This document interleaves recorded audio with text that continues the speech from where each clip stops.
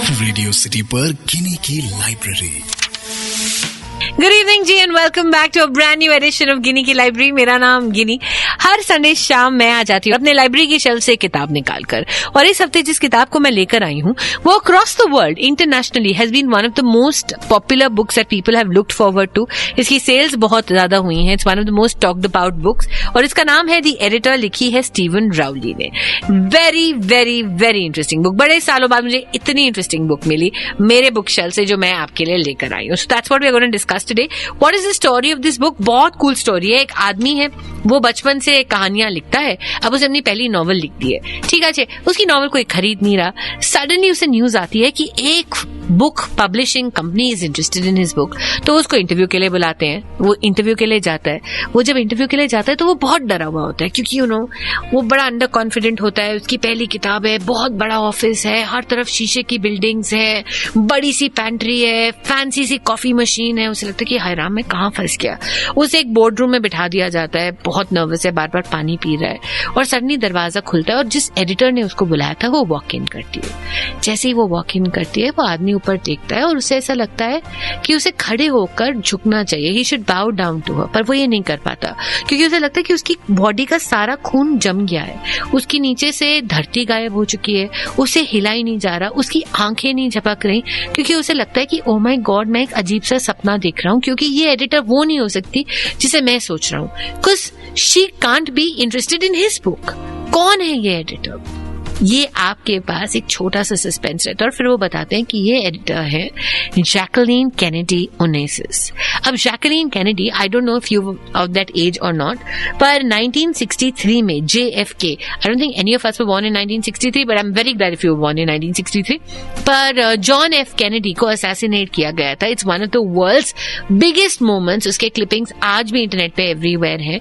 जब उनको असैसिनेट किया गया था तो उनकी बॉडी रिडल्ड विद बुलेट्स गिरी थी उनकी बेबी के गोद में, and she was very stoic, और वो पूरे दिन वहां रही थी एक पिंक शनेल सूट में, मुझे ये भी याद है, और उनका नाम था जैकलीन कैनेडी।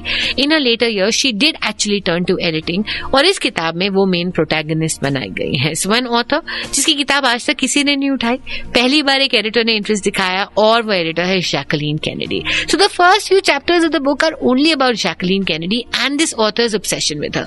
वो इतना अमेज हो जाता है। अब सोचो ना, आपकी और मेरी जिंदगी में, जहां आप कभी किसी फेमस इंसान को नहीं मिले हो, आपकी जिंदगी का सबसे फेमस इंसान जो आपके पेरेंट्स के लिए भी कितना बड़ा वो है, वो सडनली कहे कि I am interested in your book. वो आपसे रोज बात कर रहा है, फोन पे बात कर रहा है, आपको खाना खिलाने ले जा रहा है, आपके साथ ड्रिंक्स पी रहा है, आपके लिए एक ड्रिंक पोर कर रहा है, मतलब वो कितना अजीब होगा। So the first few chapters of the book are only about this author and Jacqueline Kennedy, and it is fantastic reading. आप मतलब हिस्ट्री में खो जाते हो। और उसके बाद आती है ऑथर की किताब की कहानी।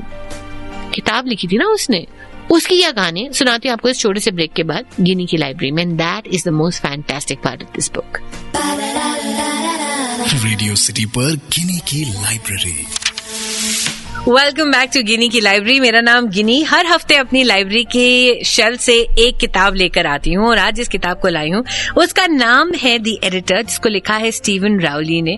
जेम्स की कहानी है, जो कि एक ऑथर है। पहली बार उनकी किताब किसी ने पसंद करी है, एक एडिटर ने उनको बुलाया है, and that editor turns out to be Jacqueline Kennedy Onassis, one of the most known women in the history of the world. History मैंने आपको समझा दी थी जैकलीन कैनेडी की। अब जो किताब है वो बड़ी इंटरेस्टिंग है। जो जेम्स ने किताब लिखी है उसका नाम है द क्वारंटाइन। अब क्वारंटाइन क्या होता है मैं आपको सिंपल वर्ड्स में एक्सप्लेन करती हूँ। पुराने जमाने में जब हमारे पास बहुत सारी दवाइयां नहीं होती थी, अगर किसी को मान लीजिए चिकन पॉक्स हो गया या कोई भी कम्युनिकेबल डिजीज हो गया, हम उसे कमरे में बंद कर देते थे ताकि उसका डिजीज स्प्रेड ना हो। उसे कहते थे he is under a quarantine period. ठीक है।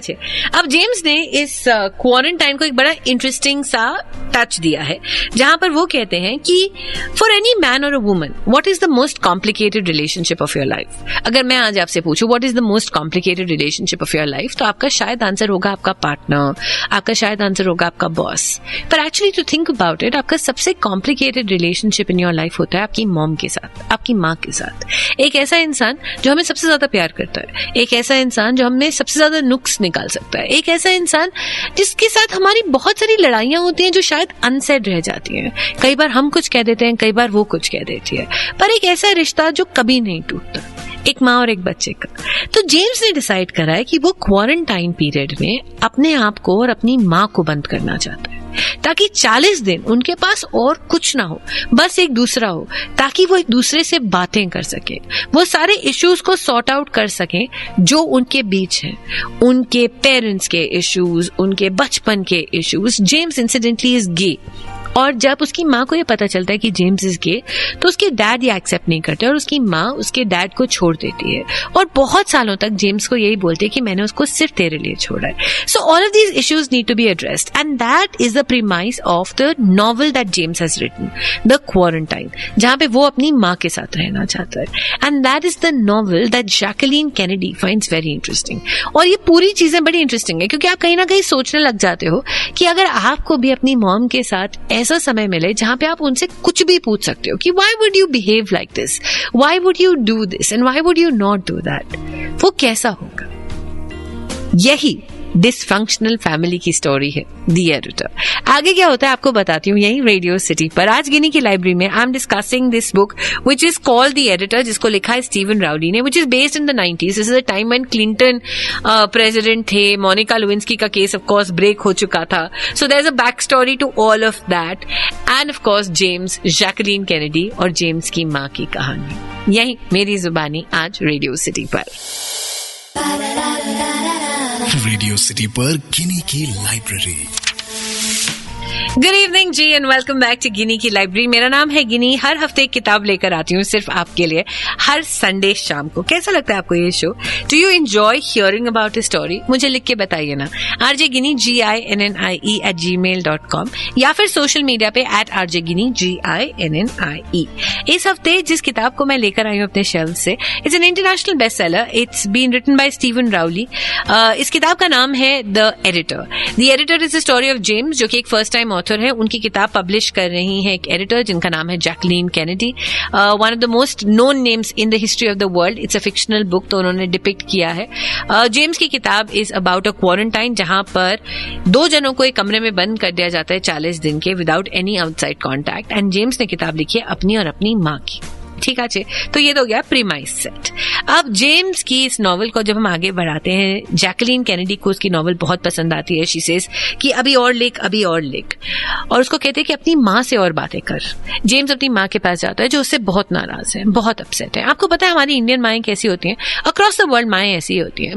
ऑल्सो माँ को जब इमोशनल करना होता है तो सारी माँ ये डायलॉग्स यूज करती है ना, तुझे मैंने बड़ा किया, इस दिन के लिए किया, अपना खून पसीना एक किया, मैं भूखी रही, तुझे खाना खिलाया। जेम्स की माँ भी ये सब कुछ कहती है, और अल्टीमेटली तूने क्या किया, तूने मेरी जिंदगी के ऊपर एक कहानी लिख दी मुझसे पूछे बगैर।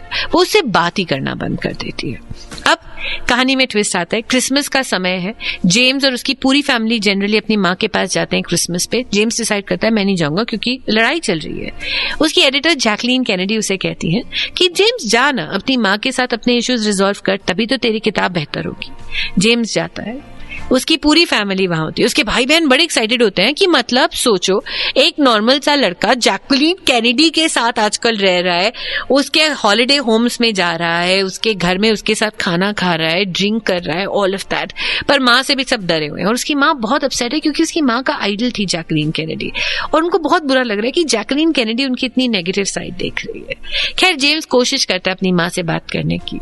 लड़ाइयां होती हैं टिपिकली, जैसे हम सबकी फैमिलीज में होती हैं। जब एक फैमिली हॉलिडे होता है, एक जोर से लड़ाई होती है, बहुत लड़ाइयां होती हैं, और फिर फैमिली के कुछ सीक्रेट्स बाहर आने लग जाते हैं। और वो सीक्रेट्स ऐसे होते हैं जो सिर्फ जेम्स को नहीं बल्कि उसके पूरे परिवार को हिला देते हैं। एंड जेम्स डिसाइड्स कि नहीं, मैं इस किताब का एंड नहीं लिख सकता, बिकॉज इस किताब का एंड अगर मैं लिखूंगा तो it will be very unfair to my family. Because जो सीक्रेट्स बाहर आए होते हैं वो उसकी माँ के सीक्रेट्स होते हैं। Now he goes back to Jacqueline Kennedy and says, बहन आई एम सॉरी, तू बहुत फेमस है, तू बहुत कूल है, पर मैं ये किताब नहीं लिख सकता। एंड कैनेडी उसे पुश करती है और कहती है कि नहीं जेम्स, तू जा, find peace with your mother. मैं इस किताब के बारे में आगे और कुछ नहीं बोलूंगी, because I really want you to pick it up. Because let's face it, आपका और आपकी मॉम का रिलेशनशिप सबसे कॉम्प्लिकेटेड तो है। उसे भी नॉर्मलाइज करने के लिए आप ये किताब जरूर पढ़ें। बहुत सारी चीजें याद आएंगी, बहुत सारी चीजें रिजॉल्व करने का मन करेगा। And that's what good books do, they make you think, your choices, your life, your relationships. इस हफ्ते गिनी की लाइब्रेरी में बात कर रही हूँ दी एडिटर की, जिसको लिखा है स्टीवन राउडी ने। रेडियो सिटी पर गिनी की library. Good evening ji and welcome back. आज गिनी की लाइब्रेरी में जिस किताब की मैं बात कर रही थी उसका नाम था दी एडिटर। लिखी है स्टीवन राउडी ने। Very interesting book.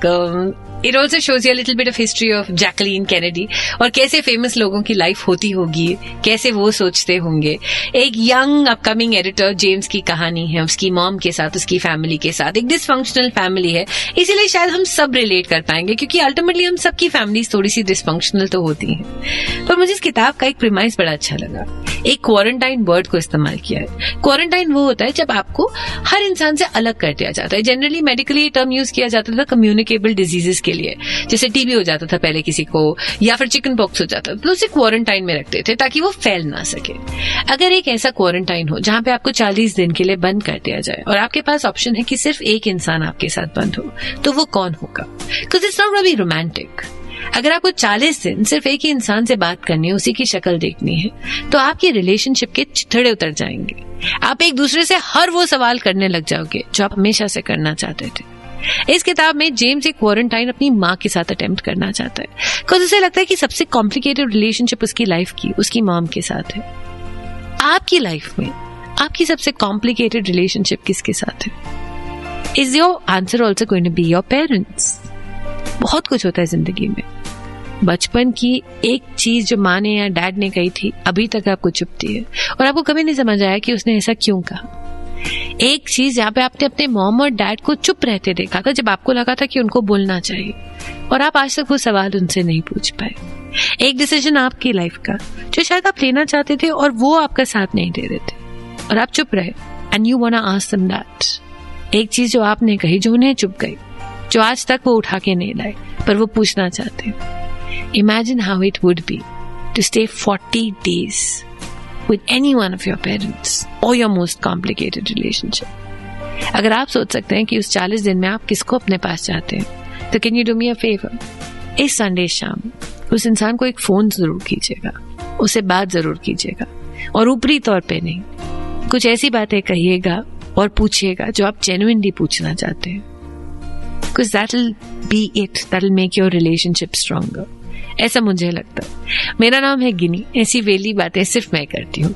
इस शो का नाम है गिनी की लाइब्रेरी, यानी मेरी लाइब्रेरी, जहाँ हर हफ्ते मैं आपके लिए किताब लेकर आती हूँ। If there is a book that you'd like me to dissect, write into me rjgini GINNIE@gmail.com, या फिर सोशल मीडिया पे मुझे टैग कीजिए @rjgini GINNIE।